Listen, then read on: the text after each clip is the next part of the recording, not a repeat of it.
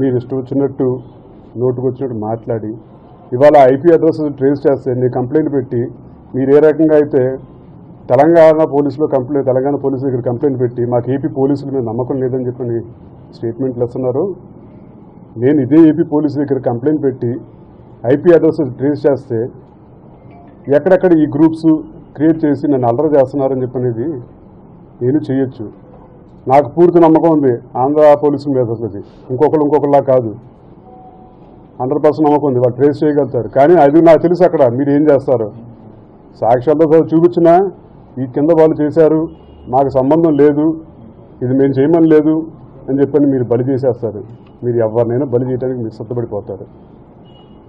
మీ పార్టీలో మీరు ఇచ్చిన స్టేట్మెంట్ ఏంటండి? మీరు ఇచ్చిన స్టేట్మెంట్ ఏంటో స్టేట్మెంట్? ఎమ్మెల్యే ఏం చేయగలుగుతాడా? ఏం పీకగలుగుతాడా? ఒక రేషన్ కార్డు ఇప్పించలేనాడు, ఒక ఇళ్ల స్థలం ఇప్పించలేనాడు అని చెప్పంటే రాజీనామా చేసి బయటకు వచ్చాను. నీ పార్టీలో ఇంకెందుకు ఉండాలి? మీ పార్టీలో ఏం పీకాలని చెప్పని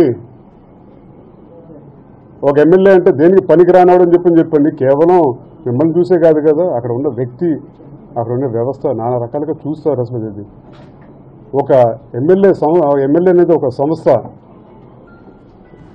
దానికి కూడా మీరు కనీసం గౌరవం లేకుండా ఎమ్మెల్యే అనేవాడిని చీపురుపుల్లా తీసి పక్కన పారేస్తే ఇక లాస్ట్లో ఇంక అనిపించింది మీ పార్టీలో కొనసాగి ఇక నేను చేయగలిగేది ఏమీ లేదు అని చెప్పి మరి కొనసాగే వాళ్ళకి వాళ్ళ విజ్ఞతకి వదిలేస్తూ ఉన్నాను.